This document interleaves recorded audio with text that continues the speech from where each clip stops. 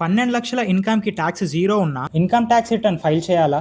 అవును, చేయాలి. ఎందుకంటే హోమ్ లోన్, కార్ లోన్ ఏ లోన్ తీసుకున్నా బ్యాంక్ వాళ్ళు 2 ఇయర్స్ ఐటీఆర్ అడుగుతారు. ఐటీఆర్ లేకున్నా లోన్ రావచ్చు, కానీ ఎక్కువ ఇంట్రెస్ట్ రేట్‌తో రావచ్చు. మీరు యూఎస్, యూకే, కెనడా ఏ దేశమైనా ట్రిప్, స్టడీ ఆర్ బిజినెస్‌కి వెళ్దాం అనుకున్నా అక్కడ చాలా సార్లు 2 ఇయర్స్ ఐటీఆర్ అడుగుతారు. ఎందుకంటే అది మీ ఫైనాన్షియల్ స్టేటస్ ప్రూఫ్ కోసంలా పనిచేస్తుంది. ఇంకో విషయం, సాలరీ పైన టీడీఎస్ కట్ అవుతుంది. బ్యాంక్ ఇంట్రెస్ట్ మీద కూడా టీడీఎస్ కట్ అవుతుంది. 10 లక్షల కంటే ఎక్కువ విలువ ఉన్న కార్ కొనుగోలు చేస్తే 1% టీసీఎస్ కూడా పడొచ్చు. ఈ ట్యాక్స్లు మీ టోటల్ పేయబుల్ ట్యాక్స్ కన్నా ఎక్కువైతే ఇయర్ ఎండ్ లో ఐటీఆర్ ఫైల్ చేసి రిఫండ్ కూడా తెచ్చుకోవచ్చు. బిజినెస్, స్టాక్స్ లేదా మ్యూచువల్ ఫండ్స్ లో లాస్ వస్తే ఐటీఆర్ ఫైల్ చేయడం వల్ల ఆ లాసెస్ అన్ని 8 ఇయర్స్ వరకు క్యారీ ఫార్వర్డ్ చేయొచ్చు. తర్వాత ఫ్యూచర్ లో ప్రాఫిట్ వచ్చినప్పుడు ట్యాక్స్ లయబిలిటీ తగ్గుతుంది. ఐటీఆర్ అనేది కేవలం ఫామ్ కాదు, అదొక అఫీషియల్ ఇన్కమ్ ప్రూఫ్. రెగ్యులర్ గా ఫైల్ చేస్తే మీ ఇన్కమ్ హిస్టరీ కూడా చాలా స్ట్రాంగ్ అవుతుంది. అందుకే ఇన్కమ్ 5 lakhs అయినా, 10 lakhs అయినా, 15 lakhs అయినా సరే ఐటీఆర్ ఫైల్ చేయడం చాలా స్మార్ట్ డిసిజన్. ఇప్పుడు ఐటీఆర్ ఫైల్ ఎందుకు అవసరమో క్లియర్ గా అర్థమైందా? ఈ వీడియోని ఐటీఆర్ గురించి ఇంకా డౌట్ ఉన్న వాళ్ళకి షేర్ చేయండి.